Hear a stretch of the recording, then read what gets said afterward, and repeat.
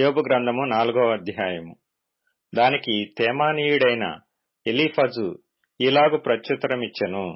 ఎవడైనా ఈ సంగతి ఎత్తి నీతో మాటలాడిన ఎడల నీకు వ్యసనము కలుగునా?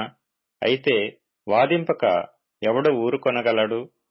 అనేకులకు నీవు బుద్ధి నేర్పిన వాడవు, బలహీనమైన చేతులను బలపరిచిన వాడవు. నీ మాటలు తొట్రిల్లు వానిని ఆదుకొనియుండెను. కృంగిపోయిన మోకాళ్లు గలవానిని నీవు బలపరిచితివి.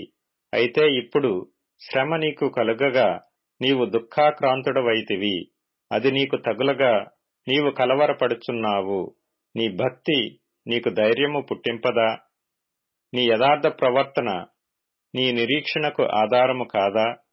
జ్ఞాపకము చేసుకొనుము, నిరపరాధి అయిన ఒకడు ఎప్పుడైనా నశించెనా? యథార్థవర్తనలు ఎక్కడనైనా నిర్మూలమైరా? నేను చూచినంత వరకు అక్రమమును దున్ని కీడును విత్తువారు దానినే కోయుదురు. దేవుడు ఓదగా వారు నశించుదురు. ఆయన కోపాగ్ని శ్వాసము వలన వారు లేకపోవుదురు. సింహ గర్జనయు క్రూరసింహపు శబ్దమును నిలిచిపోవును. కొదమసింహముల కోరలును విరిగిపోవును. ఎరలేనందున ఆడుసింహము నశించును. సింహపు పిల్లలు చెల్లా చెదరగొట్టబడును. నాకొక మాట రహస్యముగా తెలుపబడెను. నా చెవిలో ఒకడు గుసగుసలాడినట్టుగా అది నాకు వినబడెను. గాఢనిద్ర మనుషులకు వచ్చు సమయమున రాత్రి కలల వలన పుట్టు తలంపులలో అది కలిగెను. భయమును వణకును నాకు కలిగెను. అందువలన నా ఎముకలన్నీయు కదిలెను. ఒకని శ్వాసము నా ముఖమును కొట్టగా నా శరీర రోమములు పులకించెను. అది నిలువబడగా దాని రూపమును నేను గుర్తుపట్టలేకపోతిని.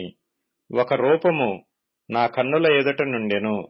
మెల్లనైన యొక్క కంఠస్వరమును నేను వింటిని. ఏమనగా, దేవుని సన్నిధిని మర్త్యులు నీతిమంతులగుదురా? తమ్ము సృజించిన వాని సన్నిధిని నరులు పవిత్రులగుదురా? ఆయన తన సేవకులను నమ్ముటలేదు. తన దూతల యందు లోపములు కనుగొనుచున్నాడు.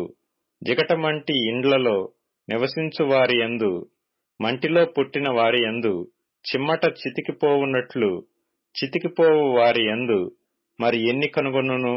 ఉదయము మొదలుకొని సాయంత్రము వరకు ఉండి వారు బద్దలైపోవుదురు. ఎన్నిక లేని వారై సదాకాలము నాశనమైయుందురు.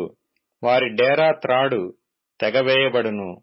వారు బుద్ధి కలుగకయే మృతి నొందుదురు. అలాగుననే జరుగుచున్నది కదా.